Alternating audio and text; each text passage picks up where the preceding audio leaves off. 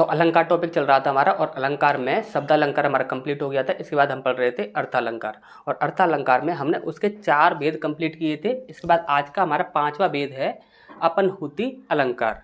तो अपनहुति अलंकार होता क्या है, इसकी पहचान कैसे प्रकार से की जाती है, और इसको इन डिटेल में आज हम समझने वाले हैं। जैसे कि सबसे पहला पॉइंट है यहाँ पर, जहाँ पर संज्ञा यानी कि उपमेय का निषेध करके सर्वनाम यानी कि उपमान की स्थापना की जाए, यानी कि उपमेय का निषेध किया जाएगा और यहाँ पर उपमान की स्थापना की जाएगी। या फिर आप कह सकते हो संज्ञा का निषेध करके सर्वनाम की स्थापना की जाएगी, तो वहाँ क्या होगा आपका अपनहुति अलंकार। दूसरा पॉइंट देखते हैं, जब रूपक अलंकार को निषेधात्मक रूप में प्रस्तुत किया जाए। देखिए रूपक अलंकार क्या होता है कि जब एक वस्तु को दूसरी वस्तु का रूप दे दिया जाए तो वहाँ क्या होता है आपका रूपक अलंकार। जैसे कि बोला जाए कि जैसे कि हम बोले कि यह वस्तु ये वाली वस्तु है, एक वस्तु को हम दूसरी वस्तु का रूप दे रहे हैं। जैसे कि हम किसी को बोल रहे हैं कि यह लड़का पागल है, अब उसे हम क्या कर रहे हैं कि पागल का रूप दे रहे हैं, यानी कि लड़का जो है लड़के को हम पागल का रूप दे रहे हैं, तो रूप उसका चेंज हो रहा है ना, तो वहाँ पर क्या होगा कि रूपक अलंकार होगा। वहाँ पर यदि रूपक अलंकार को हम जब रूपक अलंकार में जब कभी भी एक वस्तु को दूसरी वस्तु बोलते हैं तो वहाँ पर हम सीधा ही पॉजिटिव टेंस होता है हमारा। लेकिन जब कभी भी हम एक वस्तु को दूसरी वस्तु बोलने के लिए नेगेटिव शब्द का प्रयोग करते हैं, यानी कि नकारात्मक शब्दों का प्रयोग करते हैं, तो वहाँ पर हमारा क्या होता है अपनहुति अलंकार। ठीक, जब रूपक अलंकार जो होगा वह नकारात्मक रूप में होगा, यानी कि रूपक अलंकार जो नकारात्मक रूप में होगा तो वही होगा आपका अपनहुति अलंकार। देखिए अपनहुति अलंकार और रूपक अलंकार ये दोनों सेम ही हैं, एक ही हैं, लेकिन रूपक अलंकार और अपनहुति अलंकार में सिर्फ एक ही अंतर होता है कि रूपक अलंकार जो होता है वो सकारात्मक वाक्य होता है, और लेकिन जो अपनहुति अलंकार होता है वह नकारात्मक होता है। सिर्फ इतना ही अंतर होता है। दूसरा हम पहचाने कि अपनहुति का शाब्दिक अर्थ क्या होता है, तो अपनहुति का शाब्दिक अर्थ होता है छुपाना। ठीक, अब इसके बाद जब किसी सही बात या वस्तु को छिपाकर उसके स्थान पर झूठी वस्तु या बात की स्थापना की जाएगी तो वहाँ पर आपका क्या होगा अपनहुति अलंकार। तो ये चीज़ें आपको अच्छे से समझ आ गई होंगी। नेक्स्ट बढ़ते हैं आगे, तब तक आप इसका स्क्रीनशॉट ले लीजिए।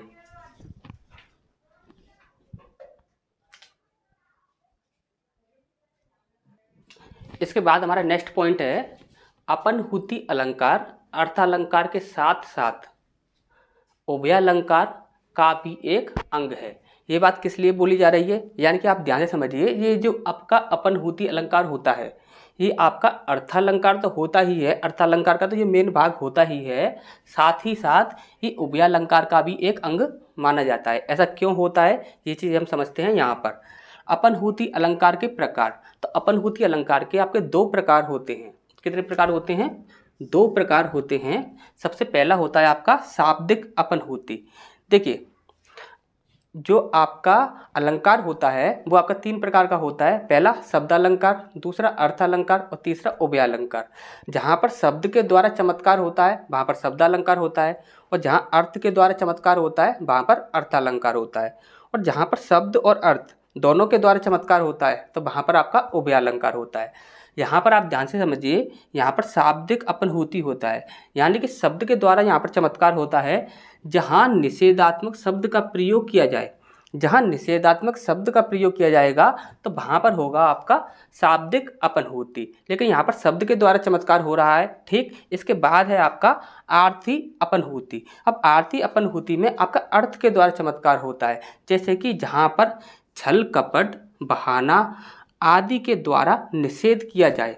अब जहाँ पर अर्थ के द्वारा आपका निषेध हो रहा हो या फिर अर्थ के द्वारा चमत्कार हो रहा हो तब आप क्या बोलोगे उसके अर्थालंकार। लेकिन ये अर्थालंकार नहीं होता है, यह आपका शब्दालंकार और अर्थालंकार दोनों ही भागों में होता है। यानी कि ये अर्थालंकार का तो एक भेद होता ही है, साथ ही साथ ये इस प्रकार से उभयालंकार के अंतर्गत भी आ जाता है।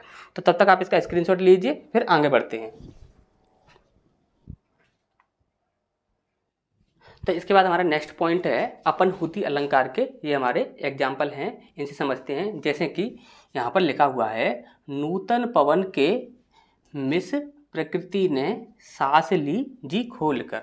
अब यहाँ पर ध्यान से समझिए, यहाँ पर देखिए नूतन पवन के मिस, प्रकृति ने सांस ली जी खोलकर। अब यहाँ पर क्या किया जा रहा है कि यहाँ पर जो नूतन पवन है उसको नकारते हुए बोला जा रहा है कि यह नूतन पवन नहीं है, यह प्रकृति जो है वो सांस ले रही है। यहाँ पर बोला जा रहा है कि यह नूतन पवन नहीं है, यह क्या है, यह प्रकृति जो है वो सांस ले रही है। तो जो हवा चल रही है उसे नकारते हुए बोला जा रहा है कि यह प्रकृति द्वारा ली जा रही सांस है, ये हवा नहीं है। ठीक, अब इसके बाद दूसरा है नहीं पलाश के पहूप ये हैं ये जरत अंगार। ठीक, जैसे कि यहाँ पर पहूप का अर्थ होता है यहाँ पर फूल, हम यहाँ पर बोल सकते हैं फूल या पुष्प। ठीक, तो यहाँ पर बोला जा रहा है कि नहीं पलाश के पुष्प या फूल ये हैं जरत अंगार, यानी कि यहाँ पर पलाश के फूलों को नकारते हुए यहाँ पर बोला जा रहा है कि यह पलाश के पुष्प या फूल नहीं हैं, यह क्या हैं, यह जलते हुए अंगार हैं। क्या हैं, जलते हुए अंगार हैं। यह पलाश के फूल नहीं है, यह जलते हुए अंगार हैं। तो ये चीज़ आपको अच्छे से समझ आ गई होगी। नेक्स्ट की ओर बढ़ते हैं, तब तक आप इसका स्क्रीनशॉट ले लीजिए।